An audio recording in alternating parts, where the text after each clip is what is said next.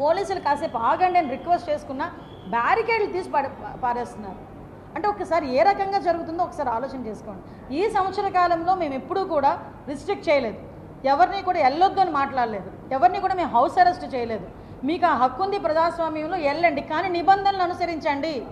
నిబంధనలు అనుసరించకపోతే కనుక చట్టపరమైన చర్యలు తీసుకోవాల్సి వస్తుంది అని డిపార్ట్మెంట్ నుంచి వాళ్ళకి నోటీసులు వెళ్ళినా కూడా అవన్నీ పెడరిచెవిన పెట్టి ఈరోజు పోలీసుల విధులకు కూడా ఆటంకం కలిగిస్తూ ఈరోజు ఇద్దరు చావుకు కారణమైన జగన్మోహన్ రెడ్డిని ఏం చేయాలో ప్రజలు కూడా కొంచెం ఆలోచన చేసుకోవాల్సిందిగా మరీ కోరుకుంటున్నాం.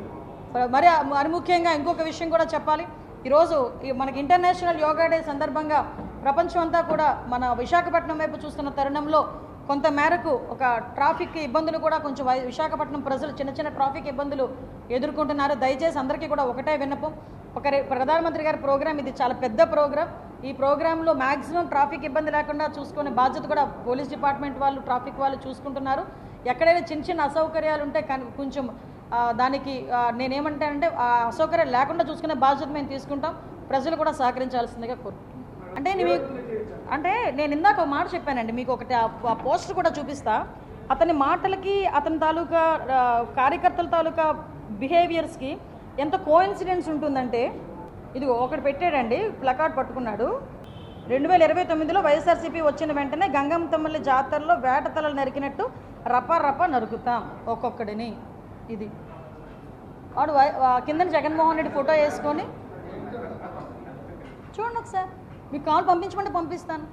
ఇంకొకటి పెడతాడు, ఇంకొకటి ఏదంటే కొట్టారు తీసుకున్నా మా టైం వస్తుంది అని చెప్పి ఏదో పదం ఉపయోగించి చెక్కేస్తామని అన్నాడు ఏకంగా. అంటే ఇలాంటి పదాలు కార్యకర్తలు ఉపయోగిస్తున్నారంటే నాయకుడు ఉపయోగిస్తున్నాడు కాబట్టే కదా. సినిమాలు చూపిస్తాం, సినిమా తాట తీస్తాం, సినిమాలు అంటే ఎలా ఉంటాయో చూస్తాం, ఇలాంటి పదాలు ఉపయోగిస్తున్నాడంటే ఏంటి పరిస్థితి? నేను ఒకటే కోరుకుంటున్నా, ఈరోజు శాంతి భద్రత ఇప్పుడు ఏంటంటే ప్రశాంతంగా వెళ్తుంది, సంక్షేమ కార్యక్రమాలన్నీ కూడా ప్రజలకి చక్కగా వెళ్తున్నాయి, ప్రజలందరూ సంతోషంగా ఉన్నారు, పెట్టుబడులు వస్తున్నాయి, పరిశ్రమలు వస్తున్నాయి, ఉద్యోగ అవకాశాలు కల్పిస్తున్నారు ఎన్డీఏ గవర్నమెంట్, కేంద్ర ప్రభుత్వం తలకి సహాయ సహకారాలు ఉంది. ఈ టైంలో కనుక వాళ్ళు ఎక్కడ మరుగున పడిపోతారా అని వాళ్ళ ఉనికి కాపాడుకోవడం గురించి శాంతి భద్రత విఘాతం కలిగించి వాళ్ళ సొంత పార్టీ కార్యకర్తలు చనిపోతున్నా కూడా పట్టించుకోకుండా బయట తిరుగుతున్నాడంటే ఒకసారి మనం ఆలోచన చేసుకోవాలి. మీరు అబ్జర్వ్ చేయండి, ఈ సంవత్సర కాలంలో జగన్మోహన్ రెడ్డి ఎక్కడికి వెళ్ళినా కూడా ఏదో ఒక ఇన్సిడెంట్ క్రియేట్ చేస్తూనే ఉన్నాడు. అనంతపురంలో వెళ్ళి అక్కడ హెలికాప్టర్ దగ్గరికి, అక్కడ ఏమి అంటే హెలికాప్టర్ ఏదో సాంకేతిక లోపం వచ్చిందని బై రోడ్ వెళ్ళడానికి ప్రయత్నం చేయడం, ఆ రోజు బై రోడ్ వెళ్ళడం. ఆ రోజు కూడా వాళ్ళ కార్యకర్తలు అందరూ వచ్చేసి అక్కడ ఏదో టెక్నికల్ ప్రాబ్లం కావాలని క్రియేట్ చేశారన్నట్టుగా ఒకటి క్రియేట్ చేయటం, అక్కడితో అది అయిపోయింది. దాన్ని క్లియర్గా మా పోలీసులందరూ కూడా క్లియర్గా ఇన్ఫర్మేషన్ ఇచ్చేసరికి వైఎస్ఆర్సీపీ ఆ పేటీఎం బ్యాచ్ అంతా నోరు మూసుకొని కూర్చుంది. మళ్ళీ మొన్న పొదిలిలోని వెళ్ళేసరికి అక్కడ పొగాకు రైతుల గురించి మాట్లాడడానికి వెళ్ళి పొగాకు రైతుల గురించి మాట్లాడకుండా ఏదేదో మాట్లాడిన సందర్భం. ఆ రోజు కూడా పోలీసుల మీద రాళ్ళు రువిన పరిస్థితి.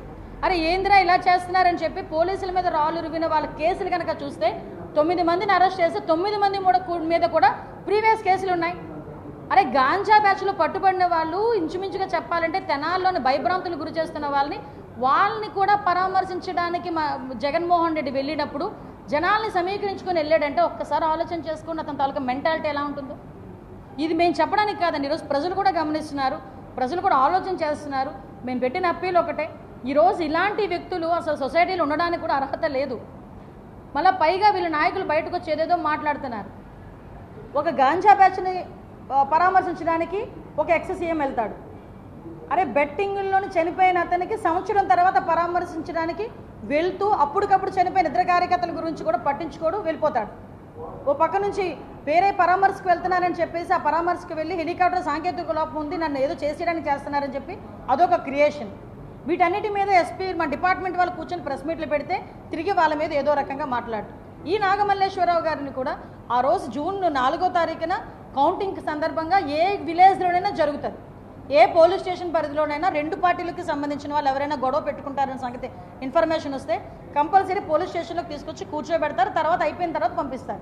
5వ తారీఖున అలాగే పంపించారు. బాబు కొన్ని రోజులు ఇబ్బందిగా ఉంటుంది కాబట్టి మీకు గుంటూరు వెళ్ళి ఆయన ఆర్థిక ఇబ్బందుల వల్ల ఆయనకున్న బెట్టింగ్ చేసుకుని ఇంచుమించు 10 కోట్ల రూపాయలు బెట్టింగ్ చేస్తే ఎలా తీర్చుకోవాలో తెలియక వాళ్ళ నాయకుడికి వెళ్ళి చెప్పుకోలేక ఆత్మహత్య చేసుకుంటే దాన్ని పోలీసుల వైఫల్యం కింద ప్రభుత్వ వైఫల్యం కింద క్రియేట్ చేసి సంవత్సరం తర్వాత, నేను ఎందుకు పదే చెప్తున్నానంటే సంవత్సరం తర్వాత వెళ్ళి పరామర్శించడం.